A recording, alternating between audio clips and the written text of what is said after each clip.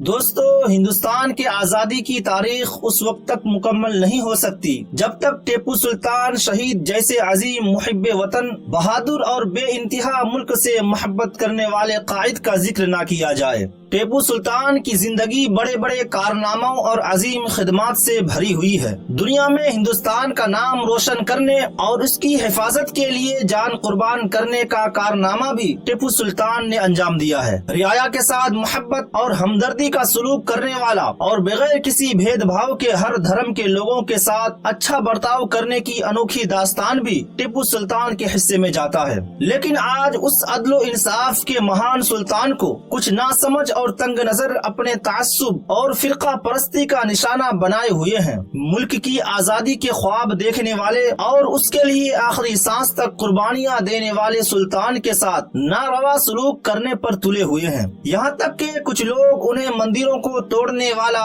اور ہندوؤں کو جبرن مسلمان بنانے والا بادشاہ گمان کرتے ہیں، اور اسی طرح کے اور بھی بہت سارے الزامات ٹیپو سلطان پر لگا کر انہیں بدنام کرنے کی کوشش کی جا رہی ہے۔ تو دوستو، آج کے اس ویڈیو میں ہم ٹیپو سلطان کی زندگی سے جڑے کچھ حقائق کو آپ کے سامنے پیش کریں گے اور ان کے اوپر لگائے گئے الزامات کو تاریخ کی روشنی میں پیش کریں گے کہ کہاں تک وہ الزامات درست ہیں۔ بس میری آپ سے ونتی ہے کہ ویڈیو کو آخر تک ضرور دیکھیں تاکہ کوئی معلومات آپ سے چھوٹ نہ جائے۔ دوستو، ٹیپو سلطان کی پیدائش 10 نومبر 1750 عیسوی کو بنگلور سے 33 کلومیٹر دور نارتھ میں دیونا ہلی نامی قصبہ میں ہوئی۔ ٹیپو سلطان کا پورا نام ٹیپو فتح علی جبکہ باپ کا نام حیدر علی اور ماں کا نام فاطمہ بیگم ہے۔ ٹیپو سلطان بچپن سے بڑے ذہین اور تیز دماغ والے تھے۔ آپ کے والد حیدر علی نے اپنی خصوصی نگرانی میں ماہر ٹیچرز کے ذریعے آپ کو تعلیم دلوائی اور تربیت کا خاص انتظام فرمایا۔ تقریباً 5 سال کی عمر سے 19 سال کی عمر تک ٹیپو سلطان نے مختلف علوم و فنون سیکھے۔ زمانہ کے لحاظ سے گھوڑ سواری، تیر اندازی، سپاہ گیری کی تربیت بھی دی گئی۔ ٹیپو سلطان کی بہادری بہت مشہور ہے، یہاں تک کہ سلطان کو شیر میسور اور شیر ہند بھی کہا جاتا ہے۔ 18 سال کی عمر میں جس نے میدان میں قدم رکھا اور اپنی شجاعت اور بہادری سے دشمنوں کو ناکام اور نامراد کر دیا۔ 27 دسمبر 1782 عیسوی میں ٹیپو سلطان نے اپنے فادر نواب حیدر علی کی موت کے بعد حکومت سنبھالی۔ تخت شاہی پر بیٹھنے سے پہلے اپنی ماں کی خدمت میں حاضری دی، ان کی دعائیں لی، 2 رکعت نفل نماز ادا کی، پھر اللہ سے اس امانت کو سنبھالنے کے لیے توفیق مانگی۔ ٹیپو سلطان ہی نے یہ تاریخ ساز اور زبان زد جملہ کہا تھا کہ میرے نزدیک شیر کی ایک دن کی زندگی گیدڑ کی 100 سال کی زندگی سے بہتر ہے۔ ٹیپو سلطان جہاں ایک بہادر حکمراں تھے وہیں ایک نیک انسان بھی تھے۔ عبادتوں کا شوق ان کے اندر کوٹ کوٹ کر بھرا تھا۔ وہ روزانہ صبح قرآن کریم 1 گھنٹہ پڑھ کر اپنے معمولات میں لگنے کے عادی تھے۔ ان کو اللہ تعالیٰ نے غیر معمولی تخلیقی ذہن اور صلاحیتیں عطا کی تھی۔ ان کا ذہن ہمیشہ نئی نئی چیزوں کے ایجاد کرنے کے بارے میں سوچتا رہتا تھا۔ ہندوستان کی تاریخ میں پہلی دفعہ میزائل ایجاد کرنے کا سہرا انہی کے سر جاتا ہے۔ دوستو، ٹیپو سلطان کی پوری زندگی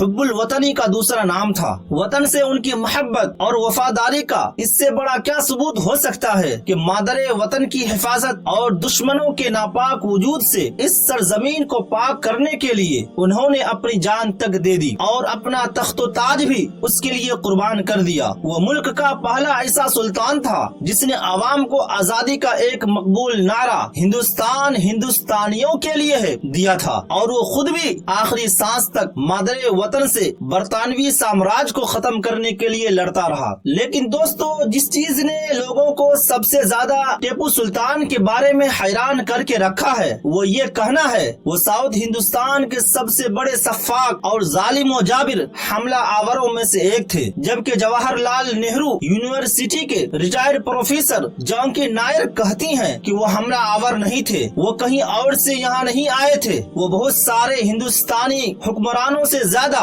اپنی آبائی سرزمین سے وابستہ تھے۔ یہ کہنا کہ وہ حملہ آور تھے یہ اس شخص کے بارے میں بڑی غلط فہمی کا مظہر ہے۔ دوستو، اسی طرح سے بھگوان ایس گڈوانی کی ملاقات جب लंदन में एक ऑथर से होती है और वो टीपू सुल्तान की तारीफ उसके मुंह से सुनते हैं, जो कहता है कि तारीख में सिवाय टीपू सुल्तान के ऐसी कोई मिसाल नजर नहीं आई कि जहां बादशाह मैदान जंग में लड़ता हुआ काम आया हो। आमतौर पर बादशाह या तो महल में रहते हैं या फिर शिकस्त के आसार देखकर फरार हो जाते हैं, यानी भाग जाते हैं। जब एक अंग्रेज से एक हिंदुस्तानी की तारीफ भगवान एस गिडवानी सुनते हैं तो उनका सीना फख्र से फूल जाता है और वो फिर टीपू सुल्तान के बारे में तहकीक करना शुरू कर देते हैं। वो आर्काइव्स के तमाम रिकॉर्ड को पढ़ते हैं, तारीख का मुताला करते हैं। वो जितनी तहकीक करते हैं टीपू सुल्तान की एक नई तस्वीर उनके सामने आती है और आगे चलकर the sort of Tipu Sultan के नाम से उनकी एक किताब मंजर आम पर आती है, जिसके 32 एडिशन अभी तक छप चुके हैं और संजय खान ने उसी नावल की बुनियाद पर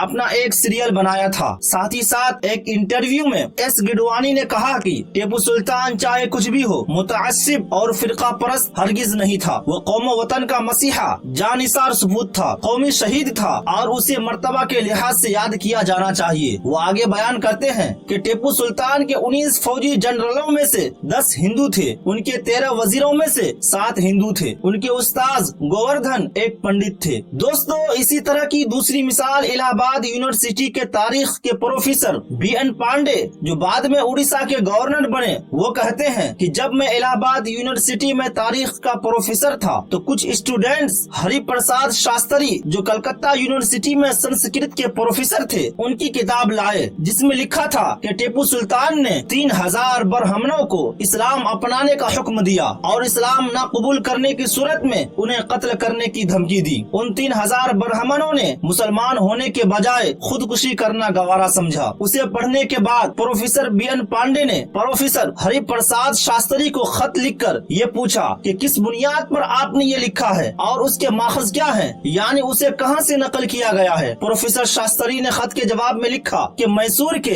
गेस्ट में ये वाकया दर्ज है। उसके बाद प्रोफेसर BN पांडे ने मैसूर यूनिवर्सिटी के तारीख के प्रोफेसर श्री कांतिया को खत लिखकर ये मालूम करने की कोशिश की क्या मैसूर गेस्ट में 3000 बरहमनों की खुदकुशी का कोई वाकया मौजूद है। वहाँ से जो जवाब आया वो चौंका देने वाला था। वो लिखते हैं, ये बिल्कुल गलत बात है, ऐसा कोई वाकया गेस्ट में दर्ज नहीं है। उसमें ये लिखा गया है कि टीपू सुल्तान सालाना 165 मंदिरों को डोनेशन देता था। दोस्तों, अब जरा टीपू सुल्तान के उन कारनामों पर नजर डालते हैं जो उन्होंने अपने हिंदू रियाया के लिए किए थे। सरजमीन मैसूर में तमाम मंदिरों की मौजूदगी टीपू सुल्तान की अदम तअस्सुब, तबीयत और मजहबी रवादारी की गवाह है। अगर वो मजहबी तअस्सुब से काम लेता तो आज मैसूर की जमीन पर एक भी मंदिर के निशान मौजूद नहीं होते। उसके बिलमुखालिफ अगर हम उन मंदिरों का जायजा लें तो ये हकीकत उजागर होती है कि किस कदर उसने उन मंदिरों को जागीरें और मंदिरों को रोजमर्रा के अखराजात को चलाने के लिए खजाने दिए थे। मैसूर गेस्ट के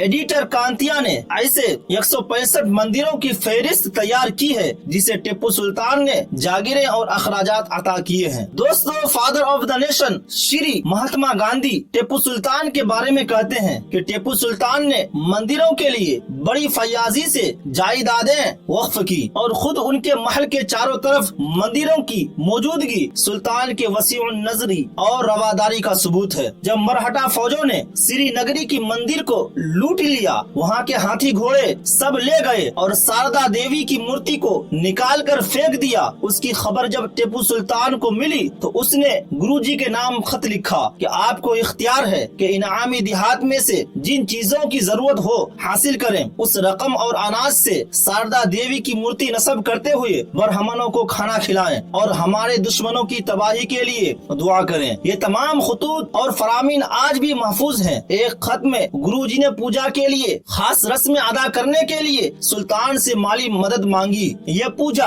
48 दिनों तक चलने वाली थी। टीपू सुल्तान ने पूजा की रस्मों को मंजूरी दी और वहाँ के मकामी अफसर के नाम हुक्म जारी किया और गुरुजी को लिखा कि आपकी हस्बे मर्जी पूजा के दिनों में रोजाना 1000 बरहमनों को खाना खिलाएं और नकदी देने के मुतालिक नगर के हाकिम को हुक्म भेज दिया गया है। तो दोस्तों, गर्ज के इस तरह की बेशुमार मिसालें और तारीखी दस्तावेज मौजूद हैं जो उसके मुतअस्सिब और जालिम बादशाह होने की नफी करती है और इस बात का एक पुख्ता सबूत फराहम करती है। वो एक आदिल, मुनसिफ और काबिल कद्र बादशाह थे। वो एक ऐसा बादशाह थे जिसकी जात या मजहब पर सवालिया निशान नहीं लगाया जा सकता। वो बैक वक्त मुसलमानों के लिए काबिल फख्र थे तो अहले मैसूर और हिंदुओं के लिए काबिल कद्र, और हिंदुस्तान को इस बात पर फख्र है कि उसकी सरजमीन पर ऐसे सुल्तान ने हुकूमत की जिसकी मजहबी रवादारी और वतन अजीज की आजादी के खातिर अपनी जान की बाजी लगाने की तारीफ में तमाम अहले इल्म और अहले यूरोप रत्बुल लिसान है। तो दोस्तों, आज की इस वीडियो को हम यहीं पर खत्म करते हैं। अगर वीडियो अच्छी लगी हो तो वीडियो को लाइक करें, और अगर आप हमारे चैनल पर नए हैं तो चैनल को सब्सक्राइब करते हुए बेल आइकन को जरूर दबाएं। मिलते हैं फिर एक नए वीडियो के साथ, तब तक के लिए खुदा हाफिज।